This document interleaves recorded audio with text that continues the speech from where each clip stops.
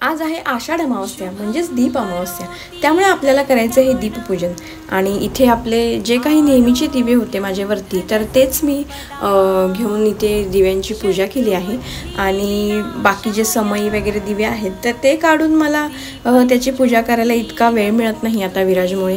आणि मी इथे पूजा करते बघून विराज लगेच आला जय बाप्पा करण्यासाठी।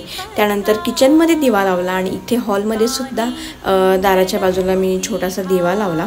त्यानंतर मग विराजचे औक्षण केले, कारण आजच्या दिवशी लहान मुलांचे औक्षण केले जाते हे मला माहीत होतं। आणि मागच्या वर्षी सुद्धा विराजचे औक्षण केलेले, कारण तेव्हा तो खूप छोटा बाळ होता तरी ते मी त्याचे औक्षण करून घेतले। त्यानंतर तुळशीजवळ दिवाबत्ती केली आणि दाराबाहेर सुद्धा दिवा लावला। तर अशा प्रकारे मी दीपपूजन केले आणि श्रावण महिन्याला सुरुवात झालेली आहे, त्यामुळे तुम्हा सर्वांना श्रावण महिन्याच्या खूप खूप शुभेच्छा।